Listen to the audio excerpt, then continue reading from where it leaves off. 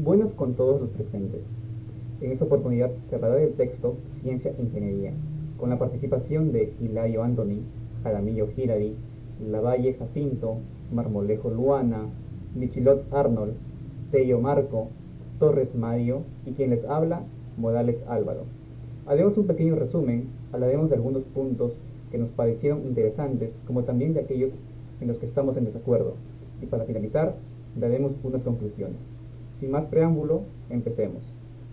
El conocimiento de las leyes que gobiernan los fenómenos con que lidia la ingeniería es uno de los elementos que el ingeniero usa, y la ciencia es la fuente principal de la que proviene todo ese conocimiento. Sin embargo, el hecho de que la ingeniería sea mucho más antigua que la ciencia hace evidente que esta no es su única fuente posible de conocimiento. Antes de que en el siglo XVII naciera la ciencia, la ingeniería ya era una antiquísima profesión que apoyaba sus decisiones en conocimiento producido por la práctica, que sigue siendo hoy una fuente válida.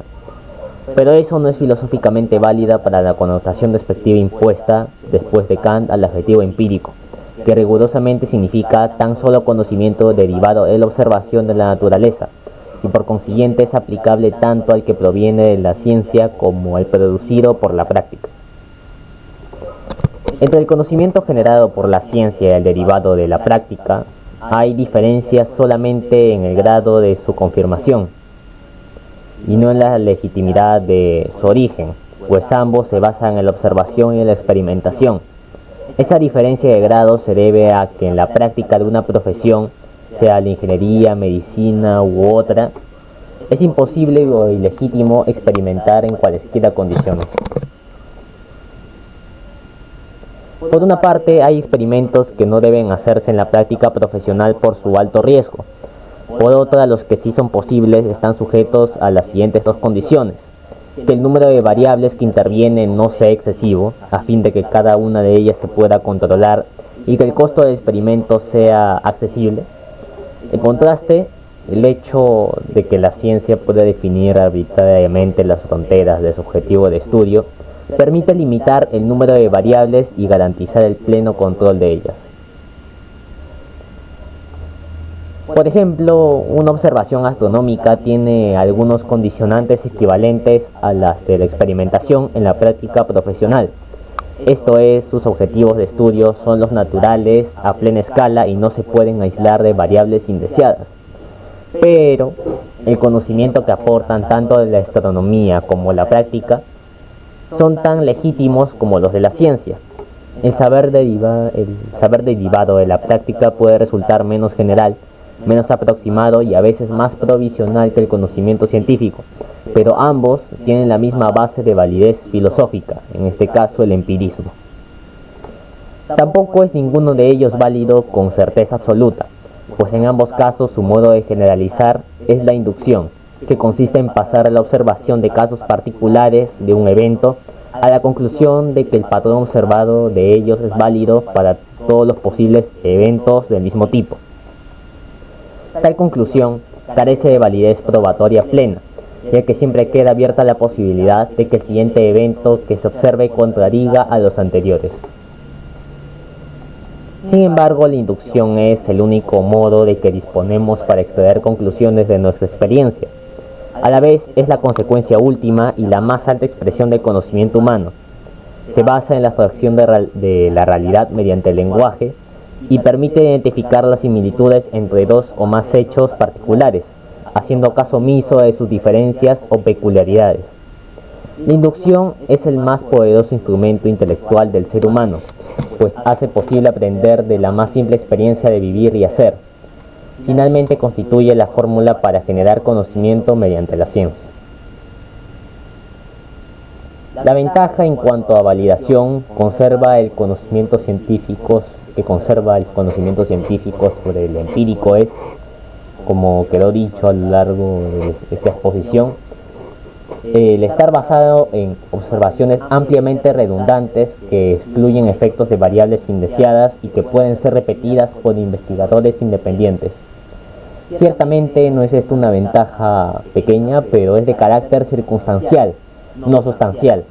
El conocimiento derivado de la práctica, por su parte, suele tener sobre el origen científico la virtud de producirse en condiciones mucho más realistas, tanto de escala como de entorno. Por lo mismo, la confirmación de una teoría en la práctica, sobre todo en la variedad amplia de casos particulares, constituye para la ingeniería una validación mucho más fuerte que la que pudiera provenir de otras confirmaciones en el entorno artificialmente controlado de un experimento científico. Finalmente, hay que señalar que cuando no hay conocimiento científico disponible, el uso de origen empírico no es solo legítimo, sino obligatorio para una profesión como la ingeniería, cuyo imperativo es resolver problemas con oportunidad y no esperar pasivamente a que la ciencia produzca el conocimiento requerido. Por proceder así, algunas veces la ingeniería se ha adelantado a la ciencia, invirtiendo el orden cronológico en que normalmente ocurren las cosas en la época moderna. Tal fue el caso del desarrollo empírico de las primeras máquinas de vapor, que luego produjeron, además de la revolución industrial, el nacimiento de la termodinámica, en este caso una nueva rama de la ciencia. Antes del nacimiento de la ciencia moderna del siglo XVII, el conocimiento humano progresaba lenta e intermitentemente, pues se iba gestando y puliendo de manera empírica y parsimoniosa en el seno de los gremios que practicaban la ingeniería, la medicina y otras ocupaciones prácticas. Así, solo después de algunos años, siglos a veces, se lograba afinar suficientemente un nuevo conocimiento para considerarlo confiable. Aspectos interesantes. Las dos fuentes del conocimiento objetivo. En este texto se aborda cómo se obtiene el conocimiento objetivo a partir de dos fuentes principales, la observación y la razón. La comprensión y manipulación de la realidad en ciencia e ingeniería se fundamentan en la observación del mundo natural y en el razonamiento lógico y deductivo. Galileo y el método científico. Se hace referencia a la aportación de Galileo Galilei en la evolución del método científico, el cual se centra en la observación minuciosa, la experimentación y la creación de leyes matemáticas que describan los fenómenos naturales. El poder que da el conocimiento. Se resalta cómo el conocimiento generado en ciencia e ingeniería ha propiciado un avance tecnológico y ha mejorado la calidad de vida de la humanidad. La utilización y entendimiento del conocimiento objetivo han permitido el surgimiento de tecnologías innovadoras y el progreso en diversos ámbitos de la sociedad. Los costos del conocimiento. En el texto se hace referencia a los retos y obligaciones vinculados con el conocimiento en la ciencia e ingeniería, tales como los peligros éticos, sociales y ambientales que pueden derivarse del uso inapropiado o abusivo de la tecnología, y la importancia de tener en cuenta los posibles impactos negativos. Las diferencias entre ciencia e ingeniería. Se mencionan que, a pesar de que tanto la ciencia como la ingeniería comparten un enfoque basado en la evidencia y orientado a lo objetivo, también existen diferencias notables en sus objetivos y métodos.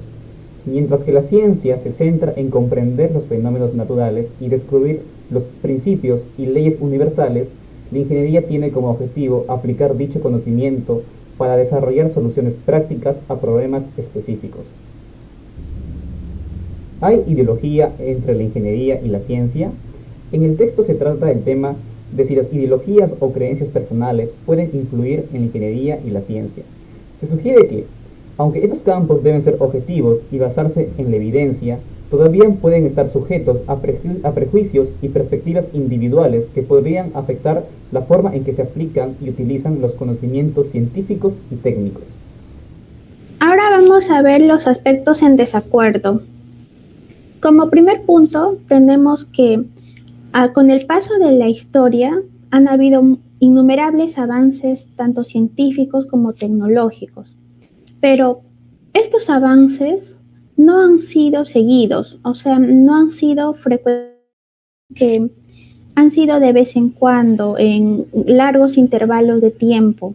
Esto ha ocasionado que las generaciones que se han ido desarrollando con el paso de la historia no se den cuenta de estos avances y tengan una visión invariable del mundo, dado que estos dos siempre tienen que estar juntos porque son complementarios y son aplicados ya sea a la ingeniería, la medicina o como a otros campos del saber. La práctica es el fin del conocimiento, por lo tanto no pueden separarse y los dos juntos siempre van a aportar mejores resultados. Otro punto es que durante la Edad Media, que abarca desde el siglo V hasta el siglo XIV, no hubo un avance en respecto a las ciencias y al método experimental, dado que hubo un predominio de la Iglesia Católica, quien restringió el conocimiento. Solamente aceptó el conocimiento que no contradijera los dogmas religiosos establecidos. Esto ocasionó la reticencia de los intelectuales a contradecir dogmas oficiales e incorporar de manera general el método experimental. Todo esto cambió en Europa occidental, cuando a inicios del siglo XIV los árabes volvieron a introducir los conocimientos obtenidos por los griegos y los egipcios. Como último punto en desacuerdo, tenemos que cada vez es más evidente la insuficiencia de las soluciones, que solo son técnicamente correctas. Bueno, después de haber hecho un análisis de la lectura, hemos llegado a ciertas conclusiones. Una de ellas, y la más importante, es que si bien la ciencia es la fuente principal de conocimiento, no es la única, ya que también existe el método empírico. Los costos de la expansión acelerada del conocimiento implican la segmentación del saber en especialidades, una mayor complejidad de los problemas y una obsolencia más rápida de las soluciones. Otro punto es que hay una cierta diferencia entre la ciencia y la práctica. Esta diferencia es el grado de su confirmación. Esto se debe a que en la práctica de una profesión es imposible experimentar en cualquier condición. Otro punto es que una forma de generar conocimientos simples es la experiencia, llamada la inducción, que constituye la fórmula para generar conocimientos mediante la ciencia. Cuando no hay conocimientos disponibles, es imperativo usar el método empírico, ya que el método empírico consiste en la experimentación y el análisis, y esto es muy importante en la ingeniería, dado que la ingeniería busca resolver problemas de manera creativa. Fue Galileo quien anunció los principios de aquello que más adelante se conocería como método científico, es decir, la comprobación de resultados, el análisis, la observación, el razonamiento lógico. El conocimiento dota al ser humano la capacidad para comprender su entorno, así como el poder para transformarlo. La ciencia estudia la naturaleza con el fin de descubrir sus principios generales y fundamentales. Los ingenieros aplican esos principios para buscar soluciones. La ideología está presente en la ingeniería desde el momento en que el ingeniero asume que cierta necesidad material amerita satisfacerse, pues las preguntas que se hace la ciencia y los problemas que buscan resolver la ingeniería están determinados o condicionados por la ideología de quienes hacen las preguntas o plantean los problemas, pues esto último determina la dirección que una y otra avanzan. Bueno, ese ha sido todo el análisis de la lectura. Espero que les haya gustado y muchas gracias por su atención.